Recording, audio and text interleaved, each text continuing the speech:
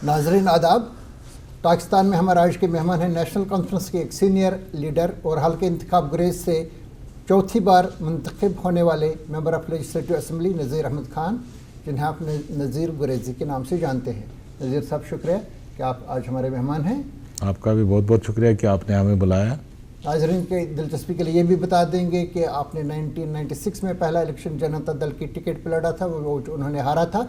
उसके बाद 2002, 2008, 2014 और 2024 में लगातार 4 बार ये मुंतखब हुए हैं हल्के इंतखाब गुरेज से नेशनल कॉन्फ्रेंस की टिकट पर। बीच में ये डिप्टी स्पीकर रहे जम्मू कश्मीर लेजिस्लेटिव असम्बली के 2015 से 2018 तक, और इससे पहले 2009 से 2012 से 2014 तक नेशनल कॉन्फ्रेंस में उमर अब्दुल्ला की सरकार में minister of state for animal husbandry रहे थे, मेरे ख्याल से। Independent charge with PHE and irrigation and flood control as MOS. Nazir साहब, आपके बारे में ये ज़रूरी बताना है कि आप एक शिन्ना दर्द कम्युनिटी से ताल्लुक़ रखते हैं, जो एक शेड्यूल ट्राइब है, दूर दराज एरिया से यहाँ पे आए हैं कश्मीर में और जम्मू में। तो आपसे ये जानना चाहेंगे कि वो कौन मुहरिकात थे, किस वजह से आप पॉलिटिक्स में आए, और किन वजूहात की बिना पे आप वहाँ पे एक ऐसे हल्के इंतखाब में जो काफ़ी डिस्टेंट है और जो 96 में ही क्रिएट हुआ था, पहला इलेक्शन 96 में ही हुआ था जो जिसमें आपने जनता दल के टिकट पे लड़ा था। तो यह हमें बताइए कि वहाँ पे फ़कीर मोहम्मद खान जीते थे उस वक़्त, तो इसके बाद वहाँ से लगातार आपका कब्ज़ा है, तो किस तरह से आपने वहाँ पर अपनी नशिस्त बना ली? देखिए, गुरेज जो है एक पसमानदा इलाका है और गुरेज एक गिलगित का हिस्सा था। पहले जो वज़ीर वज़ारत बैठते थे वो गिलगित में बैठते थे, तो गिलगित का हिस्सा था। और हमारी लैंग्वेज जो है शीना है। गुरेज 1996 से पहले जो था वो बांडीपुरा का हिस्सा होती थी कॉन्स्टिट्यूंसी, और उसके बाद 1996 में ये कॉन्स्टिट्यूंसी अलग हो गई। मैं बहसियत मुदर्रिस काम कर रहा था। 1996 में मैंने एजुकेशन डिपार्टमेंट में कारगिल में था, उस्ताद था। मैंने वो नौकरी छोड़ के, क्योंकि मैं मिजरीज़ को देख चुका था अपने इलाके की। बांडीपुरा से एमएलए हुआ करता था, वो साल में एक बार आता था, और कभी आया तो नहीं तो वोट मांगने के दिन आते थे, और उसके बाद कुछ 3-4 लोगों 5 लोगों को वहाँ के खड़पेचों से बात करके वोट डलवाते थे और चले जाते थे। तो बचपन से शौक़ था कि मैं लोगों की खिदमत करूँ, अपने इलाके के तई दर्द था। तो 1996 में मैंने इलेक्शन लड़ा, इलेक्शन हारा, और फिर कोशिशें करता रहा। 2002 में 1998 में मैंने नेशनल कॉन्फ्रेंस ज्वाइन किया, और नेशनल कॉन्फ्रेंस ने मुझे टिकट दे दिया 2002 में, और 2002 से मैं अभी तक जो है उस कॉन्स्टिट्यूंसी की रिप्रेजेंटेशन कर रहा हूँ। गुरेज जो है 6 महीने बंद रहता है, 6 से 7 महीने बंद रहता है। स्नो बाउंडेड एरिया है, लैंड लॉकड एरिया है। और जब मैं आया तो गुरेज न कि डिस्ट्रिक्ट हेडक्वार्टर से कटा रहता था, बल्कि हर गांव से कटा रहता था जी। और एक गांव से दूसरे गांव में जाने के लिए 4-4, 5-5 दिन लगते थे, क्योंकि टोपोग्राफी हमारी बहुत ही अलग है जी। ये 80,000 के करीब लोग रहते हैं वहाँ, और मुश्किलात की वजह से माइग्रेशन हो जाती है। इकॉनमी डिपेंड करती है गवर्नमेंट जॉब्स पे, और जिसके पास गवर्नमेंट जॉब नहीं है तो उसकी कोई वहाँ ना एग्रीकल्चर है ना बाकी चीज़ें हैं। आलू होता है, मक्का होता है, और राजमाश होती हैं वहाँ, काला ज़ीरा होता है। तो मैं जब उस कॉन्स्टिट्यूंसी का हेड बना, आप फयाज साहब आए होंगे उससे पहले, तो ना वहाँ पावर था, इलेक्ट्रिसिटी का नामो निशान नहीं था। मेन रोड जुड़ा हुआ, एक लोकल जनरेटर हुआ करता था, एक लोकल जनरेटर हुआ था, वो भी दावर के इर्द गिर्द 2-2 घंटे का पावर देते थे। फिर तिलेल में रोड्स नहीं थी। तिलेल तो कनेक्ट हुआ था, वो बीकन के अंडर आता था, गुरेज ऑलरेडी कनेक्टेड था। वो भी शुरू हुआ 93 में, उन्होंने शुरू किया बीकन का रोड, दावर से तिलेल तक 90s में शुरू हुआ। तो वो मेरे आते आते बुडू आप तक वो पहुंचा था जी। और लिंक रोड्स कोई थे नहीं, किसी गांव में गाड़ी जाती नहीं थी, लोग पैदल आते थे। तो अल्लाह का शुक्र है एक तीन हायर सेकेंडरी 10+2 थी, क्योंकि वहाँ पॉपुलेशन बेशक कम है लेकिन टोपोग्राफी ऐसी है कि एक जगह से दूसरी जगह पढ़ाई के लिए जाना भी मुश्किल है। मतलब जहाँ 3 मीटर 4 मीटर बर्फ़ पड़ती है तो वहाँ कैसे मुमकिन हो सकता है एक 12वीं जमात का बच्चा उन एवलांच के बीच में जाके 20 किलोमीटर 15 किलोमीटर जाके पैदल पड़ेगा। तो मैंने 2-3 चीज़ों के लिए तरफ ध्यान दे दिया। एक तो इलेक्ट्रिसिटी, और इलेक्ट्रिसिटी का एक प्रोजेक्ट बनवाया उन दिनों तरसील लाइन का, और वो शुरू हुई थी मेरे होते होते, तो अभी वो कंप्लीट हो गई, दावर तक हमने बिजली दे सके। और इस साल 60 करोड़ के करीब हमारा पैसा जो है वो तिलेल के लिए इलेक्ट्रिसिटी फराहम करने के लिए रखा है। ये लाइन कहाँ तक आएगी? ये पूरे तिलेल तक जाएगी। इसका ट्रांसमिशन कहाँ से आएगा? ट्रांसमिशन बांडीपोरा से, बांडीपोरा से अभी चल रहा है। अलबत्ता बदकिस्मती ये है कि जो ही बर्फ़ पड़ती है वो लाइन ख़त्म हो जाती है। उसके सिलसिले में 250 के जो करोड़ रुपया का एक प्रोजेक्ट गवर्नमेंट ऑफ इंडिया को जिसका टेक्निकल सेक्शन मिला है और उसकी फंडिंग के लिए भेजा है, ताकि हम 132 लाइन केवी की जो लाइन हुआ ले जाए, जो टावर्स पे जाए, जो एवलांचेस में जो गिर न जाए, तो जिससे हम अनएरप्टेड पावर दे देंगे। उसके बाद आपने देखा होगा कि गुरेज जो है वो टूरिज़्म के लिए बंद था, जिसको भी जाना पड़ता था पहले एक स्पेशल मूवमेंट आर्डर लेना पड़ता था बांडीपोरा से एसएसपी ऑफिस से, फिर वो जाता था। तो 2008 में मैंने वो ख़त्म कराया, जिसकी वजह से मूवमेंट फ्री हो गई और लोग आने लगे। और लास्ट ईयर जो है 1 लाख के करीब टूरिस्ट आए थे वहाँ से। अगर हम कहें कि वर्ल्ड में स्विट्ज़रलैंड के बाद अगर कोई जगह है तो गुरेज है, आपने देखा होगा। लेकिन वर्जन है, आप भी डेस्टिनेशन है, तो कोशिश किया हमने कि एजुकेशन डिपार्टमेंट को वहाँ ज़्यादा से ज़्यादा उस पर अहमियत दी जाए। तो 2 कॉलेज खोले मैंने, एक तिलेल में, एक गुरेज में डिग्री कॉलेज खोले। फिर उसके अलावा जो है 8 के करीब आज हायर सेकेंडरियाँ हैं, हाई स्कूल 6-7 हैं, मिडल स्कूल कोई 50 से नहीं 65 है, प्राइमरी स्कूल कोई 75 है। तो एजुकेशन में काफ़ी, लेकिन मेन चीज़ है कि हमने अस्पताल बनाए, हमने स्कूल बनाए, लेकिन जो ह्यूमन रिसोर्स है, तो वो डॉक्टर हमारे पास कम अवेलेबिलिटी रहती है, टीचर जाना नहीं चाहता है। तो इस सिलसिले में मैं इस बार कामयाब हुआ कि हमने तनख्वाहें जो है सिटीज़ में बढ़ा दी और गाँव में कम की। और इन बॉर्डर एरियाज़ में पहले 100% अलाउंस मिलता था, फिर 75% अलाउंस मिलता था। तो हमने इस बार इस बजट में मुझे उम्मीद है कि गवर्नमेंट ने इन इलाकों के लिए एक स्पेशल तनख्वाहें रखेंगी, जिससे लोग यहाँ से जाएंगे। मतलब वो आदमी क्यों जाए सिटी से, सिटी छोड़ के, जिसको तमाम फैसिलिटी सिटी के अंदर मिल रही है और उसके बाद तनख्वाह भी ज़्यादा मिल रही है। तो इजाफी तनख्वाहें मिलती हैं जो वहाँ पे, हाँ, इजाफी तनख्वाहें। तो उसके लिए मैंने जो वादी कश्मीर से जाएंगे, जम्मू से, उनके लिए या लोकल लोगों के लिए? नहीं, सबके लिए, सबके लिए। लोकल भी वही डिफिकल्टी पे करता है, वो भी बेचारा अब कहता है मैं कहाँ पे निकलूँ यहाँ से, मैं क्यों बैठूँ यहाँ यार। हर कोई अब फैसिलिटीज चाहता है।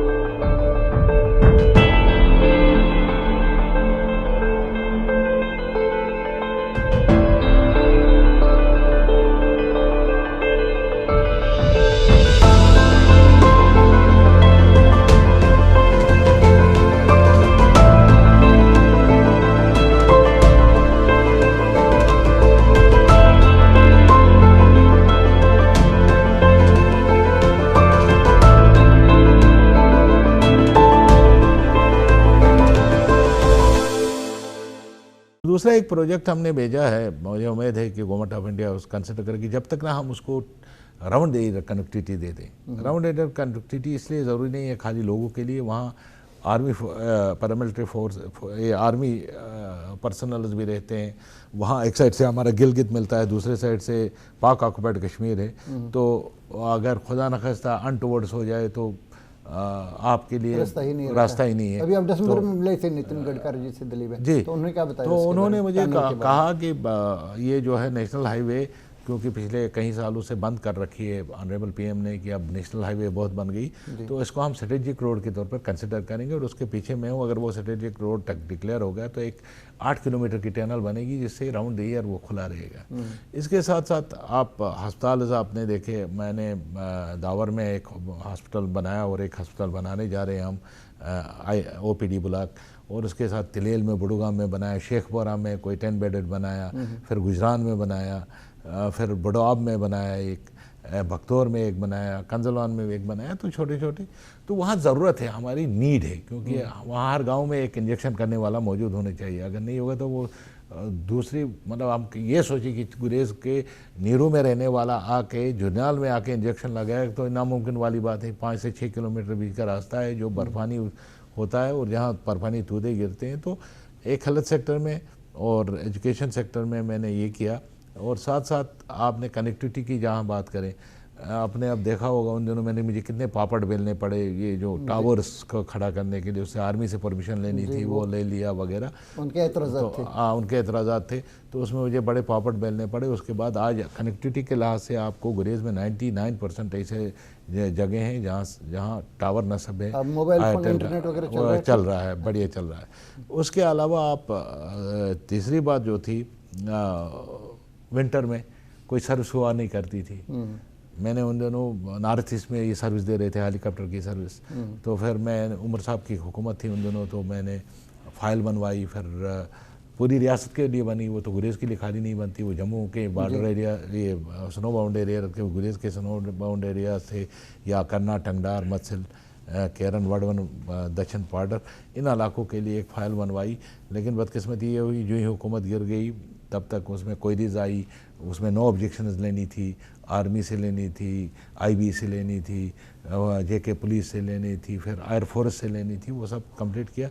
फिर जाके 2014-15 में, मुझे पूरा याद नहीं है, उन दिनों हमारे होम मिनिस्टर हुआ करते थे जो आज के डिफेंस मिनिस्टर हैं, तो उनके पास गया और I am grateful to him कि उसने उसी वक्त सेक्शन किया। और आज अब इमरजेंसी में कम से कम राजनाथ सिंह जी ने, और कम से कम अब इमरजेंसी में हमारे पास हेलीकॉप्टर अवेलेबल होता है, जिससे हम पेशेंट को, या डिलीवरी पेशेंट हो या कोई हो, उसको जो इमरजेंसी नेचर के जो हैं उनको वहाँ से शिफ्ट कर सकते हैं। तो इसके लिए क्या तरीका रहता है, किसको कॉन्टेक्ट करते हैं?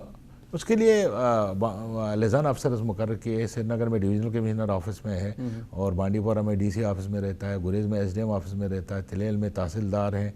फिर आप ये सोचिए कि मतलब आप देखेंगे हर जगह पे एक ही हेलीपैड बनता है। हमारे यहाँ 12 से 13 हेलीपैड बनवाए गए। ये इसलिए नहीं कि हमने फजूल खर्ची की, हमने, क्योंकि एक गांव से दूसरे गांव, हमें हर गांव में हेलीपैड की ज़रूरत है। अच्छा। हर 2-3 गाँव के अंदर एक हेलीपैड होना चाहिए, तभी तो वहाँ से हम शिफ्ट कर सकते हैं। तो आज गुजरान में भी जाता है हेलीकॉप्टर, आज बुडवाब में भी जाता है। पहले सिर्फ वहाँ दावर, हाँ, पहले बार हम वहाँ नीरो में भी उतरे थे। हाँ, बिल्कुल नीरो में, हाँ, नीरो में जाता है। आज वहाँ पुराना तिलेल में जाता है, भक्तौर में जाता है, तो दावर में जाता है। तो उस सिलसिले में थोड़ा सा कनेक्टिविटी बढ़ गई है। बीच में ही जानना चाहेंगे आपसे कि मैंने पूछा था सियासत में किस तरह से आए हो आप। यहाँ बडवन के रहने वाले हैं जी, तो वहाँ से ही एक थे member of legislative council Dilawar loan साहब, तो या और दूसरे भी लोग हैं, इनसे कोई राब्ता था, उनसे कोई आप मुतासिर हुए, या अपने तौर पे ही आपको लगा कि इसमें आना चाहिए? नहीं, दिलावर लोन साहब हमारे MLC रहे और 5 साल रहे, वो 2.5 साल रहे।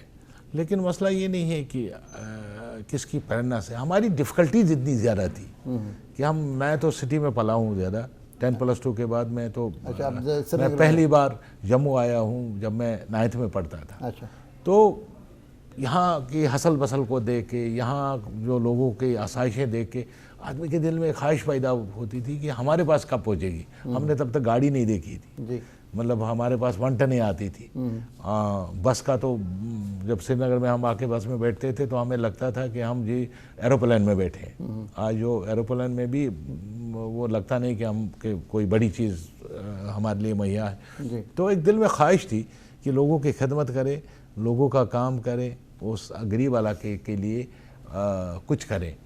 तो उस कोशिश को जारी रखा और मैं लोगों का मशकूर हूँ वहाँ के कि उन्होंने 4 बार मुझ पर भरोसा किया और इस बार तो बड़ा ही भरोसा किया जी।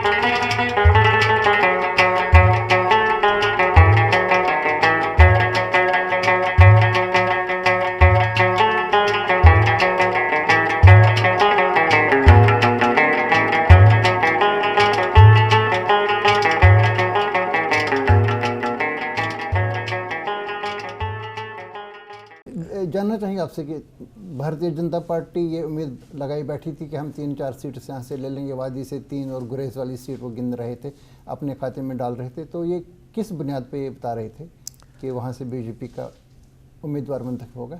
देखिए, मेरा जो अपोनेंट था वो इस दुनिया से चला गया है अब जी।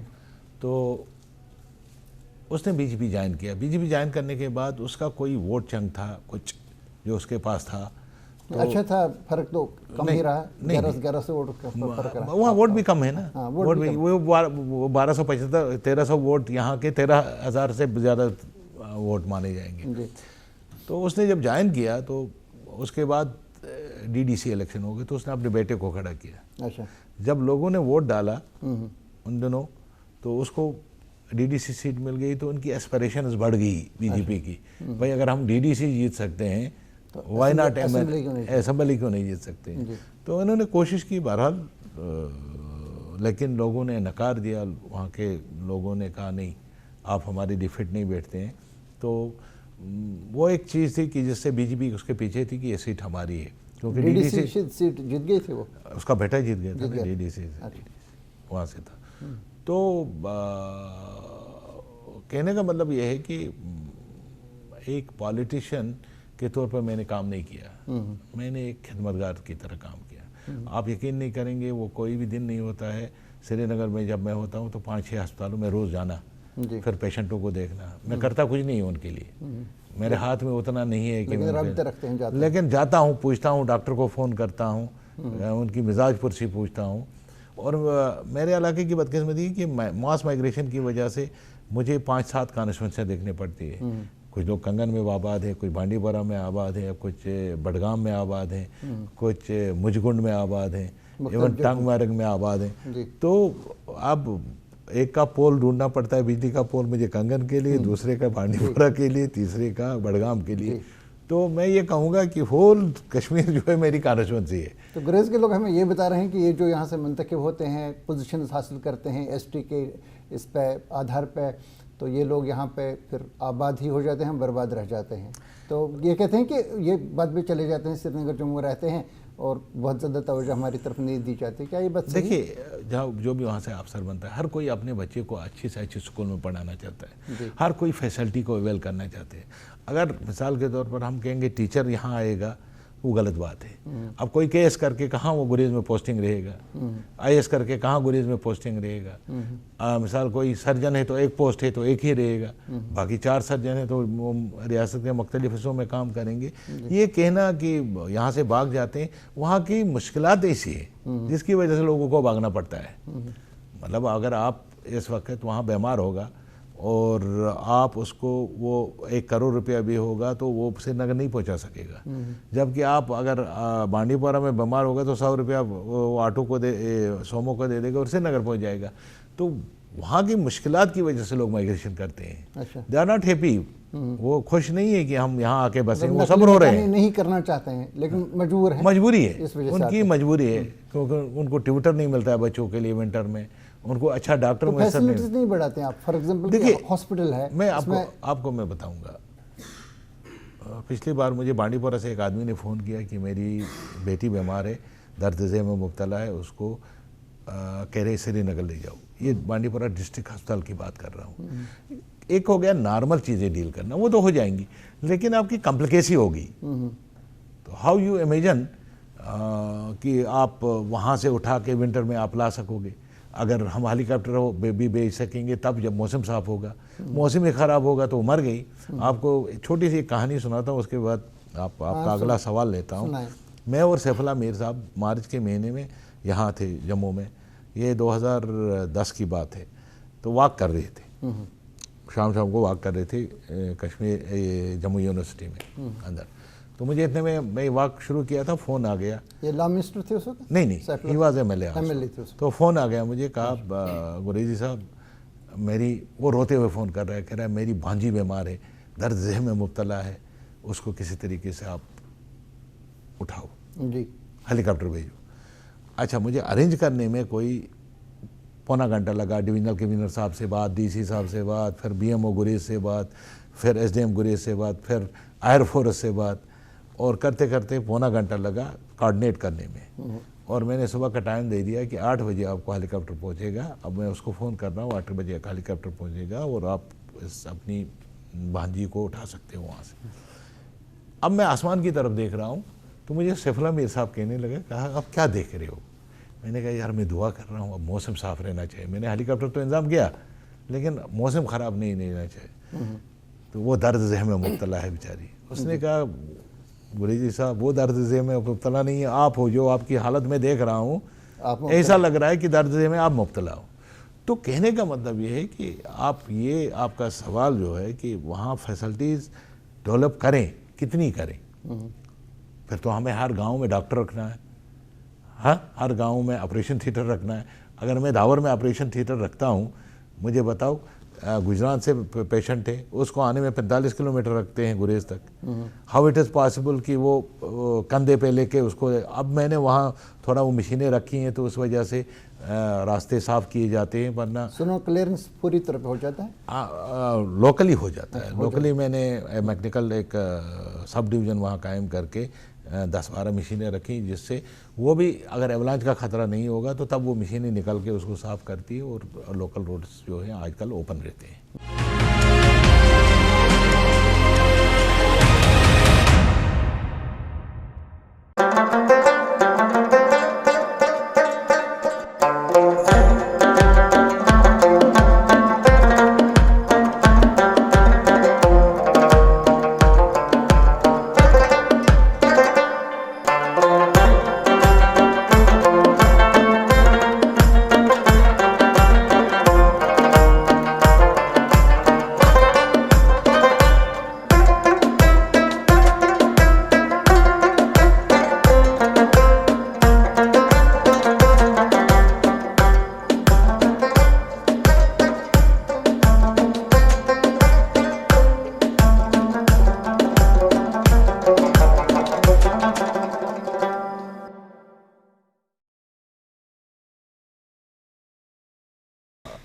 काफ़ी मुश्किलात हैं गुरेज की।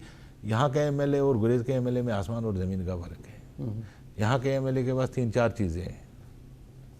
एक, मुझे पोल दे दो, बिजली दे दो, पानी दे दो, ठीक है ना, और सड़क दे दो। वहाँ मेरी ये मुश्किलात है कि गुरेज से बंदा निकला, आगे टीसीपी पर रोका उसको कि भाई अभी अवलांच आने वाला है या रोड ख़राब है, आपको आगे नहीं, वो भी उठा के मुझे फ़ोन करता है, कहता है जनाब मुझे नहीं छोड़ रहे। अच्छा, तो वहाँ हर एक आदमी को आपने स्पेसिफाई करना है, हर एक आदमी की बात सुननी है, मुतमईन करना है उसको। और गुर्बत है वहाँ, इफलास है। अब तो टूरिज़्म आ गया था, उससे थोड़ा सा हो रहा था, भाईसरन के बाद वो भी बैठ गया। मैं उम्मीद करता था कि इस बार जो लास्ट ईयर 2 लाख लोग आएंगे, कि उससे पहले 1 लाख लोग आए थे वहाँ, लेकिन भाईसरन की वजह से सब बैठ गया। लोगों ने छोटे छोटे होटल बनाए हैं, टी स्टॉल्स खोले हैं, वगैरह खोले हैं। मैं आपको कहानी सुनाता हूँ। मेरे पास लड़के आए, कहा मुझे हमें, मेरा हमसाया गांव है खंडियाल करके, कहा हमें जी नरेगा दे दो। नरेगा नहीं दे रहे हैं। तो तो मैंने पूछा कि क्वालिफिकेशन, उसने कहा मैंने एमए किया है, दूसरे ने कहा मैंने पॉलिटेक्निक किया है, तीसरे ने कहा मैंने नर्सिंग किया है। तो मैंने कहा यार तुम लास्ट ईयर मेरे पास नहीं आए काम के लिए, इस बार क्यों आए? कहा लास्ट ईयर टूरिज्म था तो हमने अपना अपना कमा लिया था जी, हमें नरेगा की ज़रूरत नहीं पड़ी। तो वहाँ वही आदमी रोज़ी खा सकता है जिसके पास घर में सरकारी नौकरी हो। सरकारी नौकरी हो, अब वो सिलसिला भी ख़त्म किया। पहले क्लास 4 वहाँ से लगते थे गुरेज से, ठीक है ना। कोई मेडिकल असिस्टेंट बन जाता था, कोई नर्सिंग आर.डी बन जाता था, कोई स्टॉक असिस्टेंट बन जाता था, कोई फ्लैग सुपरवाइज़र बनता था। तो उसको पता थी मैंने नौकरी यहाँ से हासिल की है तो मुझे बैठना चाहिए। अब क्लास 4 को आप बारामूला से या बांडीपोरा से भेज रहे हो, वो क्यों जाएगा गुरेज? वो अगले दिन सुपारी ला के वापस आता है। तो इसके लिए मैंने परसों सीएम साहब से भी बात की कि इसमें हमें डरना नहीं चाहिए। हमें उन लोगों को उनके हुकूक देने चाहिए जो उसके हकदार हैं। जी, पॉलिसीज लोगों के लिए बनाई जाती है ना कि लोगों को बेनिफिट हो। जी, तो उसने कहा है मैं कंसिडरेशन में ले लूँगा, तो उससे काफ़ी फ़र्क पड़ेगा अगर वो चीज़ें होगी। तो आप क्या चाहते हैं कि मतलब ये कोई मकामी तौर पे भर्ती? मकामी तौर पर जैसे शेख साहब के ज़माने में मकामी तौर पर भर्ती होती थी गुरेज में। क्लास 4 मैंने कहा ना, क्लास 4 वहाँ का लगता है, वहाँ का लगता है, अवेलेबल है। मैं कह रहा हूँ ना, अभी मेरे पास नरेगा असिस्टेंट के लिए, ये नरेगा काम के लिए एक डिप्लोमा होल्डर इंजीनियर, अच्छा, एक बीएससी नर्सिंग, एक डबल एमए, अच्छा, वो आए हैं मेरे को, यार नरेगा में काम दे दो। अच्छा, तो आपके पास ह्यूमन रिसोर्सेज हैं लेकिन उनको यूटिलाइज नहीं कर सकते क्योंकि हमने पॉलिसीज ऐसी बनाई है कि हम डिस्ट्रिक्ट लेवल पे मेरिट देखते हैं।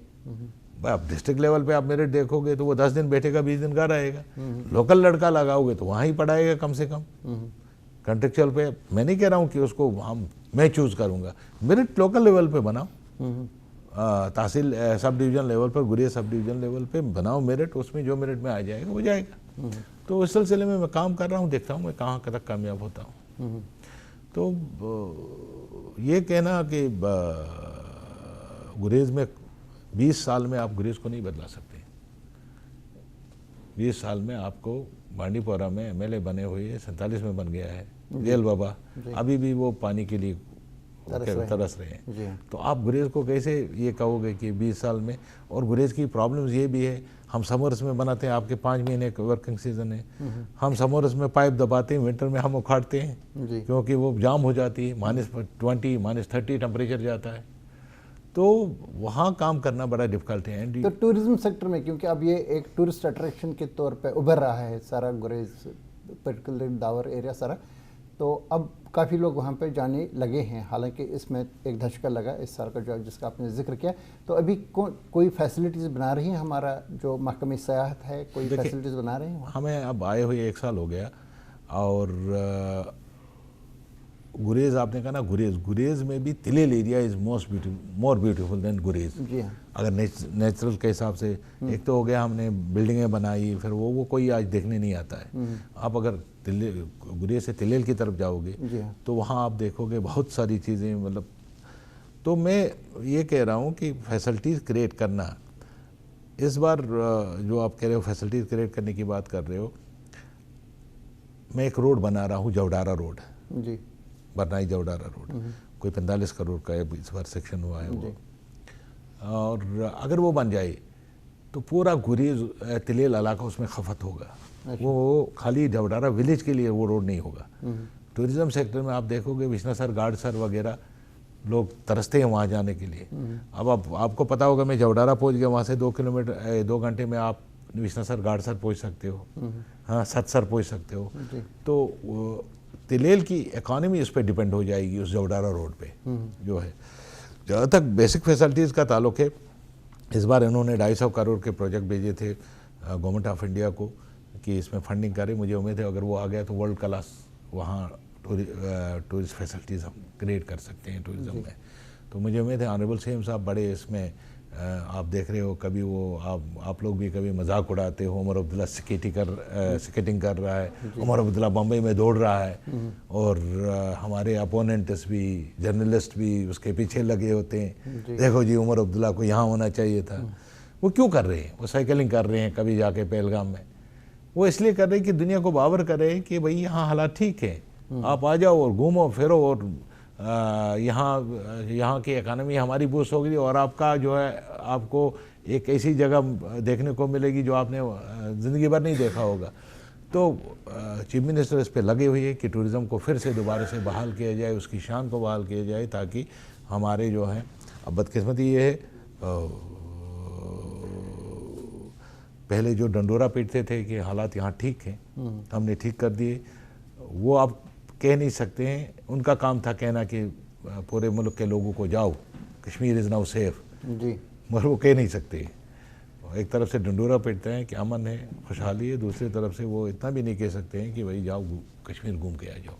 तो उम्मीद है इस बार जो अभी मैं सुन रहा था कि टूरिज़्म और बढ़ रहा है, पिछले महीने से इस महीने में थोड़ा सा ठीक हो गया, तो मुझे उम्मीद है समर्स में अगर ठीक हो गया, पहले तो श्रीनगर टूरिस्ट आएगा तो वहीं गुरेज जाएगा, श्रीनगर टूरिस्ट आएगा तो गुलमर्ग जाएगा, पहलगाम जाएगा, तो जब श्रीनगर ही नहीं आएगा तो वहाँ कहाँ पहुँचेंगे। मुझे उम्मीद है इस बार अच्छा टूरिज़्म का सीज़न होगा और गुरेज भी उसमें शामिल होंगे।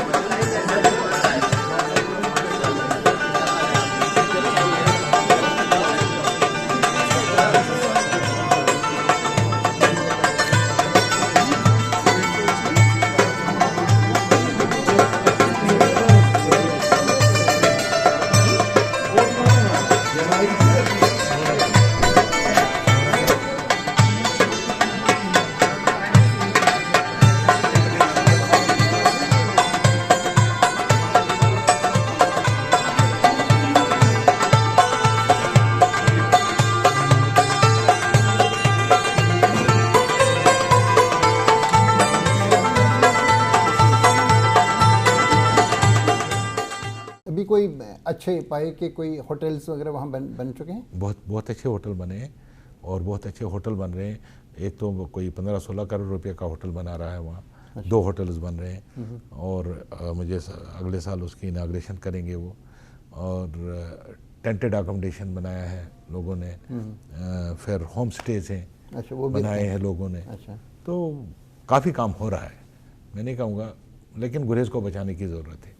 हम एक साइड से टूरिज़्म लाएंगे और दूसरी तरफ से बड़ी बड़ी शानदार हवेलियाँ खड़े करेंगे, महल खड़े करेंगे सीमेंटेड, वो देखने आज टूरिस्ट नहीं आता है।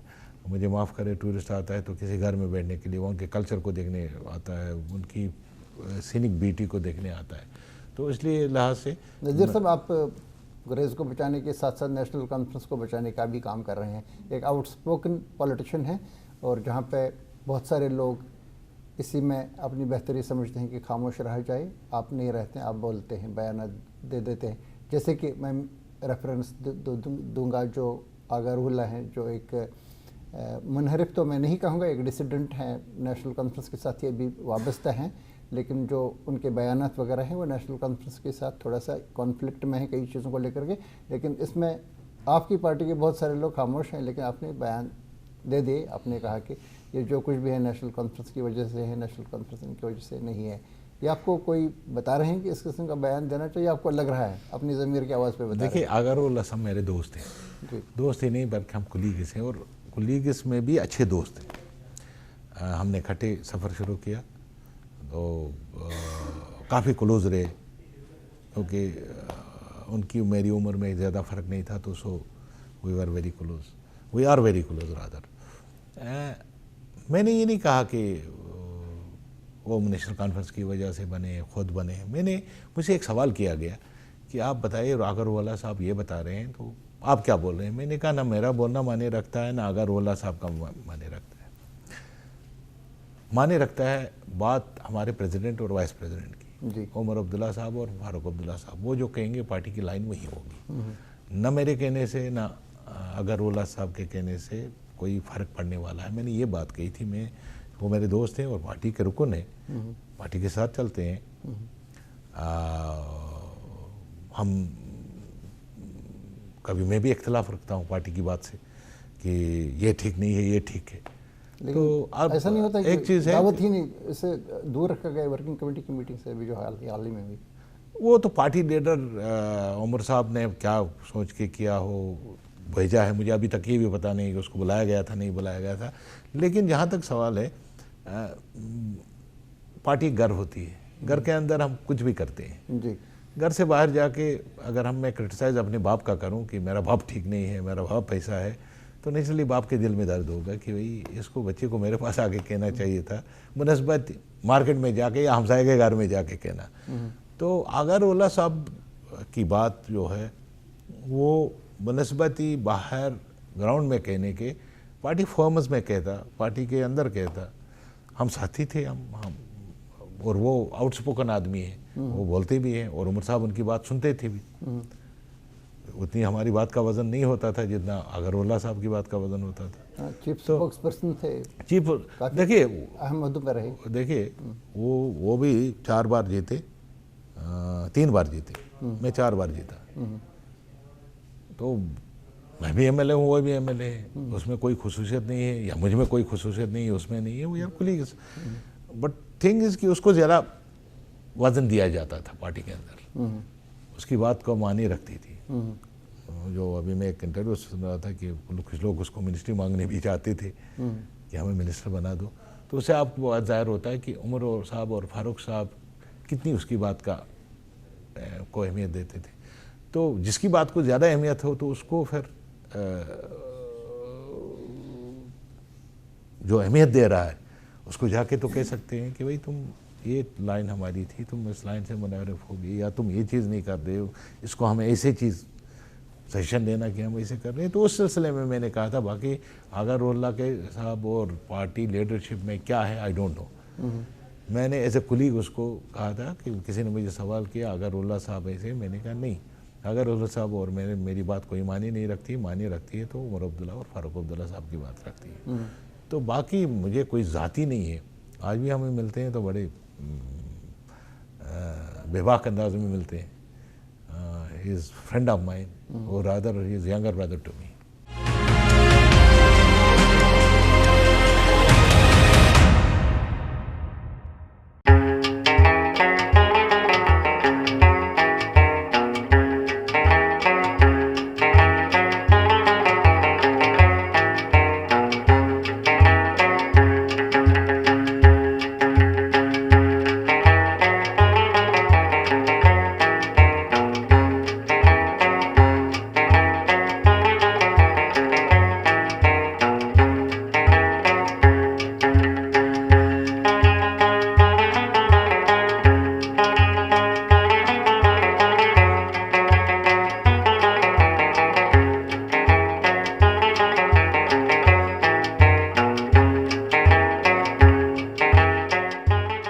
नेशनल कॉन्फ्रेंस सरकार को 1 साल से ज़्यादा अरसा हो गया, अभी असेंबली का सेशन भी चल रहा है जम्मू में, और इसी सिलसिले में आप यहाँ पे मौजूद हैं जम्मू में।